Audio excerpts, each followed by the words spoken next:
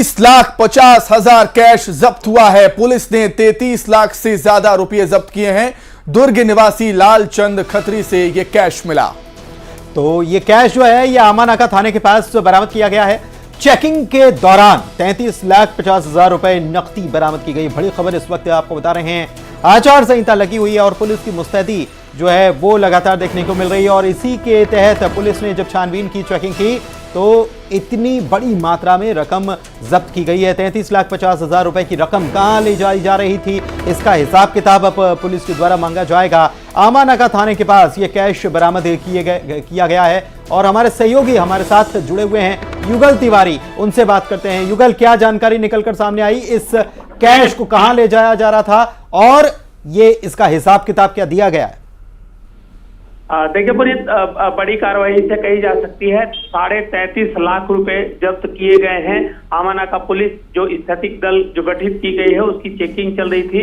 इस दौरान अचानक जब वाहन से ये रकम है वो मिला है, उसके बाद वो किसी तरह की जानकारी दे नहीं पा रहा है किसका रकम है, किसके एवज में उसकी इतनी मोटी रकम लेकर के वो जा रहा था। व्यापारी दुर्ग का रहने वाला है। फिलहाल पुलिस ने आईटी टीम को इसकी सूचना दी है और उसे पूरी रकम को जब्त करके पूछताछ की जा रही है। अगर हम पूरे छत्तीसगढ़ की जब्त सामान की और जब्त राशियों की बात करें तो लगभग 40 करोड़ रुपए की राशि है वो अब तक के जब्ती की गई है। और ये कहा जा सकता है कि 2018 के चुनाव में जब हुए थे उसे 4 गुना अधिक की राशि है, 4 गुना अधिक की राशि। और अभी तो चुनाव का वक्त और बाकी है और ऐसे में जो पुलिस है पूरी मुस्तैदी से काम कर रही है। शुक्रिया आपका इस जानकारी के लिए। तो चलिए अब बात करेंगे हमास और इजराइल में छिड़ी जंग की। हमास अपने कमांडरों की मौत से बुरी तरह बौखला गया है। इजराइल ने पिछले 7 दिनों में गाजा पर इतने ज्यादा बम बरसा दिए हैं कि 40% गाजा तबाह हो चुका है। और हालात ये हो गए हैं कि महज 10 फीट की दूरी से इजराइल के सैनिक और हमास के लड़ाके एक दूसरे पर खूनी हमले भी कर रहे हैं। देखिए सर।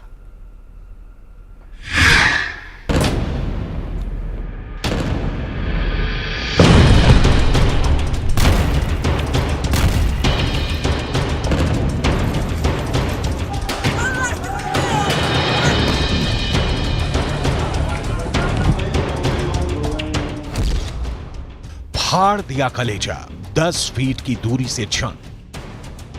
गाजा युद्ध के दूसरे चरण में चल रहे ऑपरेशन ऑल आउट में जंग बहुत ज्यादा खूनी हो चुकी है। ताजा दावों के मुताबिक गाजा पट्टी वेस्ट बैंक में हमास लड़ाके इजरायली सेना पर टूट पड़े हैं, लेकिन हमास के इस आत्मघाती हमलों के चक्कर में उनके टॉप कमांडर और बेहतरीन लड़ाके मारे जा रहे हैं। इधर इजरायल की एयरफोर्स आसमान से पिछले 72 घंटे में 150 फाइटर जेट से 5,000 हमले कर चुकी है, जबकि जमीन और समंदर से इजरायल की स्पेशल फोर्स ने हमास के 600 ठिकानों पर पिछले 24 घंटे में हमला किया है।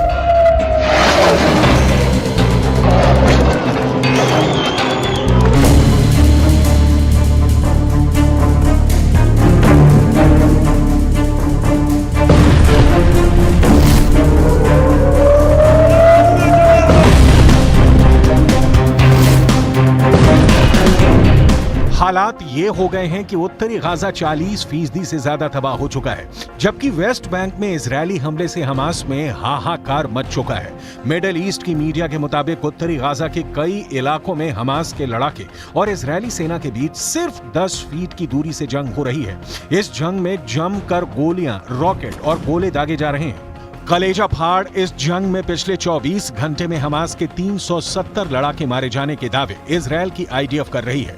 हम आपको पूरी डिटेल बताने जा रहे हैं कि गाजा पट्टी में कहां-कहां हमास के लड़ाकों को भारी नुकसान हुआ है और किन जगहों पर हमास के लड़ाकों ने अमेरिका और रूसी हथियारों से इजरायली सैनिकों पर हमला किया है। गाजा में टैंक युद्ध, हमास ने फोड़ दिए टैंक।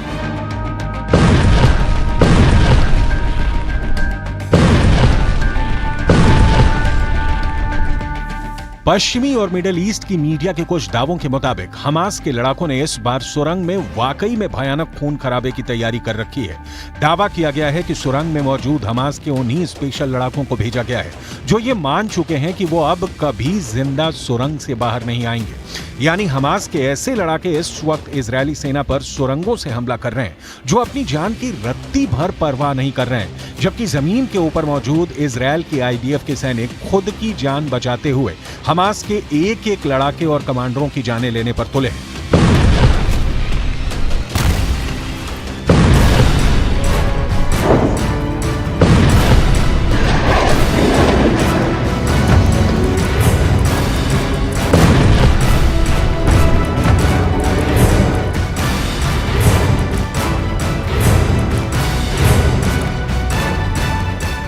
कुछ खबरों में तो दावा किया गया है कि अमेरिका और रूस में बने हथियार हमास लड़ाकों के पास हैं, जो इजरायली सेना के लिए साक्षात मौत साबित हो रहे हैं।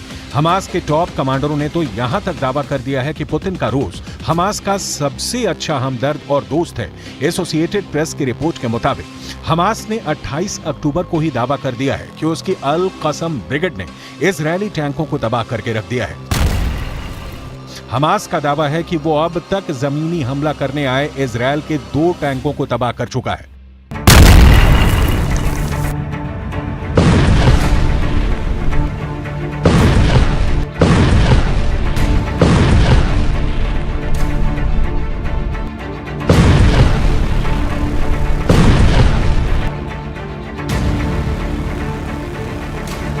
जरा आप हमास के 19 सेकंड के इस वीडियो को देखिए जो इस वक्त इंटरनेशनल मीडिया में हंगामा मचाए हुए है और इजरायल की बोलती बंद किए हुए है। 28 अक्टूबर के इस वीडियो में हमास की ईज अल दीन अल कसम ब्रिगेड ने दावा किया है कि उसने इजरायली बख्तरबंद वाहनों के काफिले पर हमला करके उन्हें तबाह कर दिया है।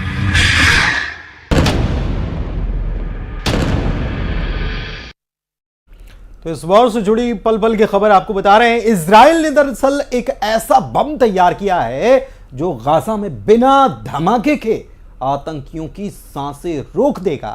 इस बम से आग नहीं निकलती है। यह बम ऐसा धमाका करता है कि दुश्मन को संभलने का मौका ही नहीं मिलता। इसी बम के जरिए अब इजराइल गाजा की सुरंगों में आतंकियों के लिए कब्र तैयार करने का एक प्लान बना रहा है। देखिए आप भी।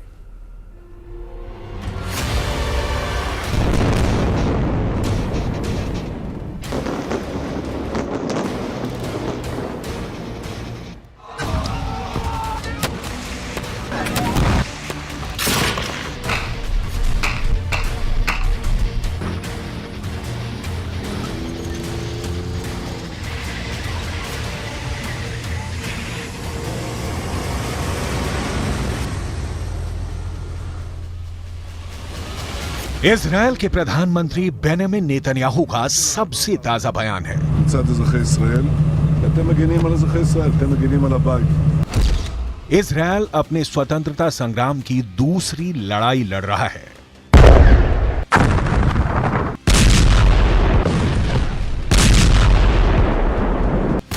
और इजरायल अपना यह स्वतंत्रता संग्राम जीतने के लिए पूरी ताकत से लड़ रहा है, पूरी हिम्मत से लड़ रहा है और जबरदस्त तकनीक का इस्तेमाल करके लड़ रहा है। और ऐसी एक बेहद खतरनाक तकनीक है स्पंज बम।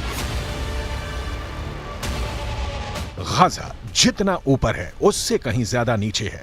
गाजा की सुरंगों से लौट कर आए बंधकों ने यह खुलासा किया है कि हमास की सुरंगें मकड़ी के जाल की जैसी हैं जिनसे कोई बाहर नहीं निकल सकता है।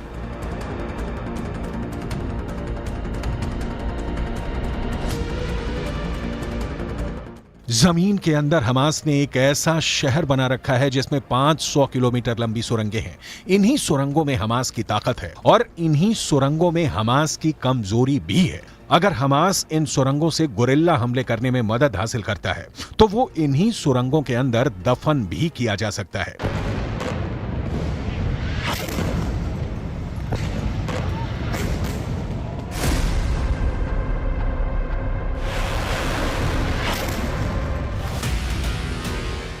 इन्हीं सुरंगों के अंदर अब इजरायल स्पंज बम डालने की तैयारी कर रहा है। ये स्पंज बम, जैसा कि नाम से ही स्पष्ट है, स्पंज की तरह से ही काम करते हैं। दो खास केमिकल अगर मिला दिए जाएं तो ये बम स्पंज की तरह कई मीटर में फैल जाते हैं और फिर ये कठोर होकर एक स्पंज की दीवार बन जाते हैं जिनको कोई तोड़ नहीं सकता है। इस स्पंज की दीवार पर बुलेट का भी कोई असर नहीं होता है।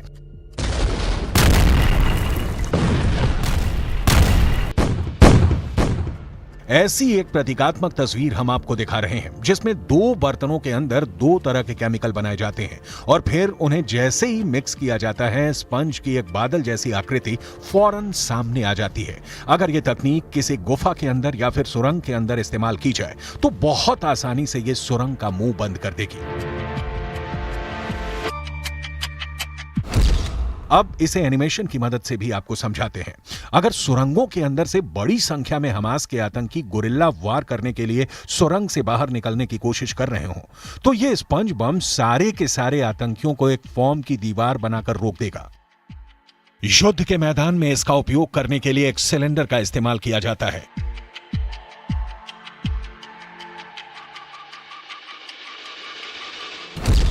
एक सिलेंडर को अंदर एक पतली दीवार से दो हिस्सों में बांटा जाता है।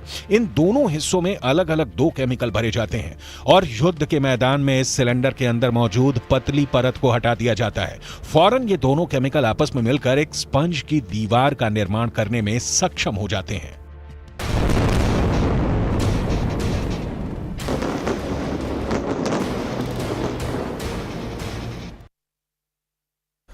तो मध्य प्रदेश विधानसभा चुनाव की भी बात कर लेते हैं, जहां कभी क्रिकेट का रंग है तो कभी फिल्मी उमंग है। एमपी के विधानसभा चुनाव में ये सब नजर आ रहा है संग संग।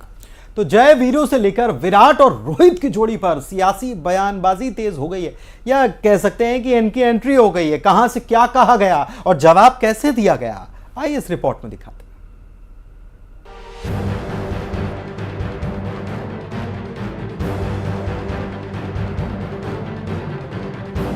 वैसे तो मध्य प्रदेश में होने जा रहे विधानसभा के चुनाव के लिए मुद्दे बहुत हैं। नेताजी जाने कहां से और कौन कौन से मुद्दे अपने पिटारे में भरे हुए हैं, लेकिन फिर भी इन सबसे इतर जय वीरू की बात अगर इस सियासी संग्राम में होने लगे तो मामला दिलचस्प हो जाता है। ऐसा ही देखने को मिल रहा है एमपी में। कुछ दिन पहले कांग्रेस के चुनाव प्रभारी रणदीप सिंह सुरजेवाला ने कमलनाथ और दिग्गी राजा को शोले के जय वीरू की जोड़ी बताया था। क्या कहा था, ये जरा सुनिए।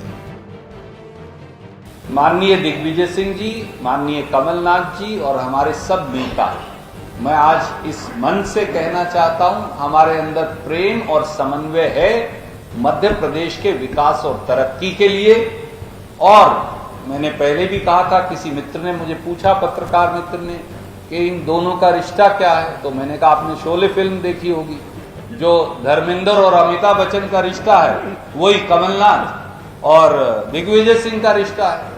ना वहां झगड़ा ठाकुर करवा पाए थे गब्बर सिंह, ना यहां गब्बर सिंह करवा पाएंगे भाजपा। सुना आपने, सियासी फाइट में मुकाबला टाइट चल रहा हो तो बीजेपी पीछे कैसे रहती। लगे हाथ सीएम शिवराज सिंह चौहान ने इसी बयान पर कांग्रेस को घेरा। कहा ये जय वीरू की वही जोड़ी है जो आपस में भिड़ रही है। अभी जय और वीरू की जोड़ी है जिसको दिल्ली बुलाया गया। अब वो कहते हैं कि भाजपा भ्रम फैला रही है। जैसा मैंने अखबारों में देखा, भाजपा भ्रम फैला रही है, तो फिर दिल्ली क्यों बुला रही है। जय और वीरू झगड़ रहे हैं आपस में और ये लड़ रहे हैं लूट के माल के लिए। जय और वीरू तो लूटते ही थे, इनका झगड़ा है लूट के माल के लिए। पहले भी 2003 तक मिस्टर बंटा ढार ने पूरे प्रदेश को लूटा, तबाह और बर्बाद कर दिया।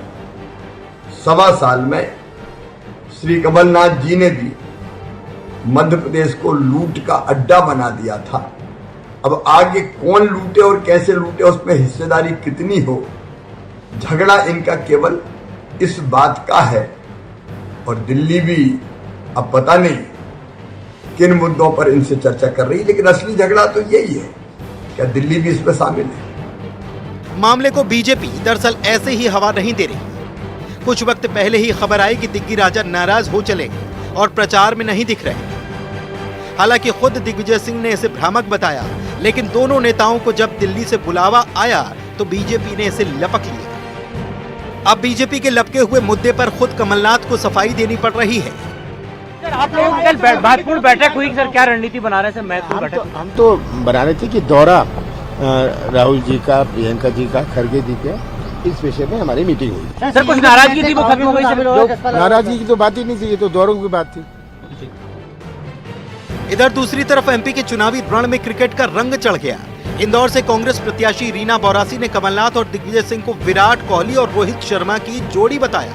सूबे में डबल सेंचुरी मारने का दावा भी किया। रीना का दरअसल ये बयान रक्षा मंत्री राजनाथ सिंह के उस बयान पर आया जिसमें उन्होंने सीएम शिवराज को धोनी और कैलाश विजयवर्गीय को हार्दिक पांड्या बताया था। सरकार बनाएंगे हम, और जिस तरीके से जो पिछली बार हुआ है वो हमारे साथ बिल्कुल भी नहीं होगा, क्योंकि इतनी बड़ी संख्या में हमारे पास सीट आएगी कि एक तरफा पूरे मध्य प्रदेश में कांग्रेस आएगी। दोनों खिलाड़ी मिलके दोहरा शतक लगाने वाले हैं। बिल्कुल, हम लोग उनके साथ हम लोग सब है। हमारी पूरी 230 विधानसभा के हर विधानसभा में सारे जितने भी प्रत्याशी बहुत मेहनत से काम कर रहे हैं, तो हमारा पूरा टारगेट है कि हम 200 से ऊपर आए। कुल मिलाकर एमपी चुनाव में कई रंग देखने को मिल रहे हैं। जैसे जैसे चुनाव करीब आएगा वैसे वैसे रंग बिरंगे बयान भी खूब सुनने को मिलेंगे। Bureau report, news 18। Reliance industries Mumbai में कल भारत का सबसे लग्जरी मॉल जियो वर्ल्ड प्लाजा खोलने जा रही है। 7.5 लाख वर्ग फीट एरिया में फैला ये मॉल मुंबई के बांद्रा कुर्ला कॉम्प्लेक्स में मौजूद है। और रिलायंस इंडस्ट्री लिमिटेड की डायरेक्टर ईशा अंबानी की देखरेख में इस मॉल का संचालन होगा। ये मॉल सिर्फ देखने में ही लग्जरी नहीं, बल्कि यहाँ मिलने वाली चीजें भी काफी लग्जरी होंगी। इस मॉल में बालेंसिएज, कार्टिए, लुई विंतो, वर्साची, वैलेंटिनो, मनीष मल्होत्रा, अबू जानी, संदीप खोसला, पॉटरी बानी, गुची जैसे तमाम महंगे ब्रांड्स देखने को मिलेंगे। लॉन्च को लेकर रिलायंस इंडस्ट्री लिमिटेड की डायरेक्टर ईशा अंबानी ने बताया कि जियो वर्ल्ड प्लाजा का मकसद दुनिया के बेस्ट ब्रांड्स को भारत में लाना है। इसके अलावा इसके जरिए भारत के शिल्प कौशल के ब्रांड्स को हाईलाइट भी किया जा सकेगा। जियो वर्ल्ड प्लाजा का डिजाइन अमेरिका की मशहूर आर्किटेक्चर और डिजाइन फर्म टीवीएस और रिलायंस टीम ने मिलकर बनाया है। संगमरमर से बने फर्श, ऊंची छतें और शानदार रोशनी से जगमग ये मॉल देखने में बेहद आकर्षक है।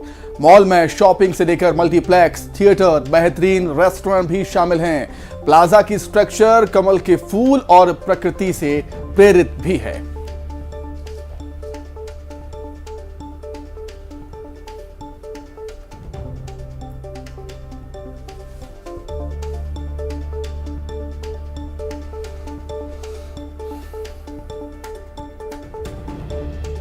तो कल है RIL के सबसे बेस्ट ब्रांड्स का प्लाजा जो तैयार हो रहा, जियो वर्ल्ड प्लाजा, उसकी लॉन्चिंग कल होने वाली। और कैसा है ये भी आप समझ लीजिए। देश का सबसे लग्जरी मॉल है, मुंबई के BKC में ये मॉल है।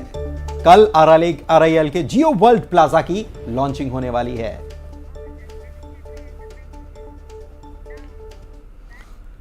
और आइए चुनाव से जुड़ी हुई एक बड़ी खबर आपको कोंडागांव से बता देते हैं, जहां पर लगातार कार्रवाई की जा रही है और करोड़ों के कैश और गहने जब्त किए गए हैं। 1 करोड़ 14 लाख रुपए का कैश बरामद किया गया है। चेकिंग के दौरान 10 लाख के गहने भी बरामद किए गए।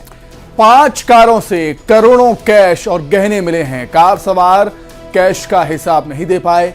10 लाख के गहनों की वो रसीद नहीं दे पाए, रिसिप्ट नहीं दे पाए हैं। पुलिस ने धर दबोचा इनको। करोड़ों का कैश और गहने जब्त कर दिए। विधानसभा चुनाव के मद्देनजर पुलिस का सघन चेकिंग अभियान लगातार जारी है। छत्तीसगढ़ में भी 1 करोड़ 14 लाख कैश चेकिंग में मिला है। 10 लाख के गहने मिले हैं। 5 कारों से करोड़ों का कैश और गहने जब्त किए हैं पुलिस ने। तस्वीरें भी आपके सामने।